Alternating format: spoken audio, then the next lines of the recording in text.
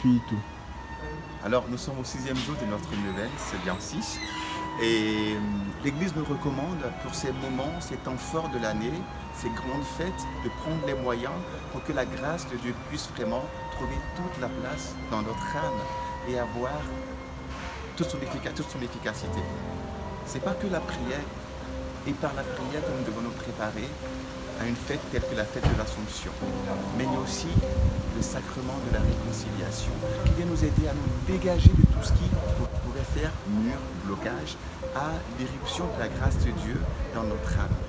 Il est bien qu'on se dégage, on se libère, et quand Marie déveste la grâce qu'elle est venue nous apporter ce jour-là, elle trouve de la place en nous.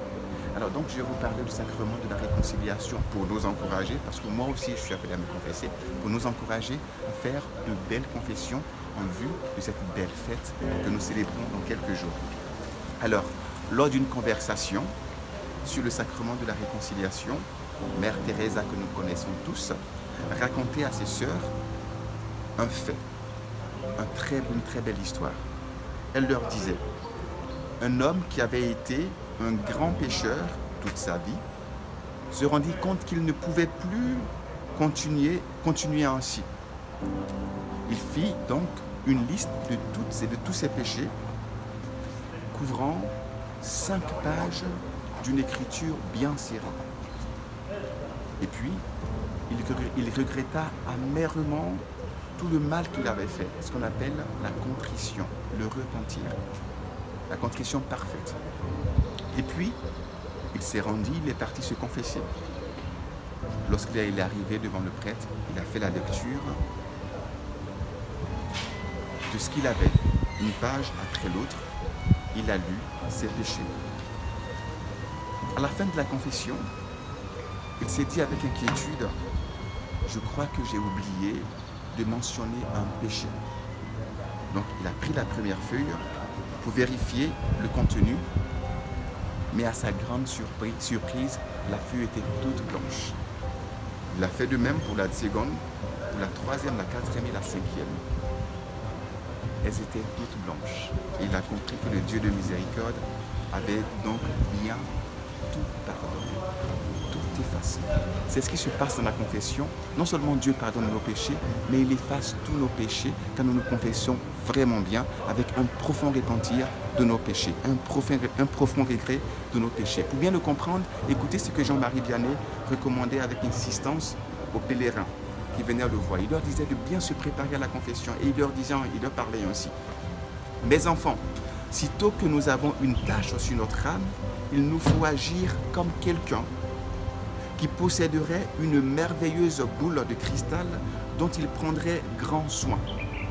S'il découvre à sa surface la moindre trace de poussière, il s'empressera de passer une éponge pour faire réduire la boule de cristal.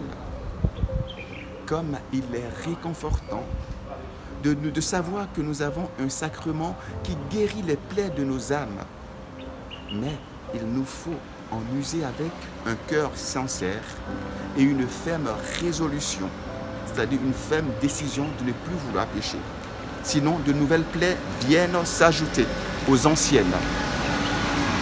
Et il dit, et c'est très important pour nous, quand tu as fait une bonne confession, tu as enchaîné le démon. Donc la confession est aussi une arme pour vaincre le démon. Alors il continue en disant, et c'est très intéressant, très souvent on a tendance à cacher nos péchés, à avoir honte de nos péchés. Et il parle exactement de ça. Il dit, si tu veux bien cacher ton péché, si tu veux bien cacher tes péchés, il faut bien les confesser. Parce qu'au moment de l'absolution, le bon Dieu jette nos péchés derrière son dos. Cela veut dire qu'il les oublie, qu'il les détruit. Ils ne réapparaîtront plus jamais. Vous voyez, la confession, c'est le lieu sûr pour cacher nos péchés. Parce que là, Dieu les pardonne pour toujours. Et le pardon de Dieu est absolu et parfait. Sur ce, je vous encourage à aller préparer une très belle confession. Priez le Saint-Esprit de vous indiquer un bon prêtre et à le vider votre sac, vous faire de la place dans votre cœur, dans votre âme, pour toutes les grâces que la Vierge Marie qu'il nous donnait à la fête de l'Assomption. Pour nous aider, prenons le chapelet et demandons à Marie de nous obtenir l'Esprit Saint pour notre confession.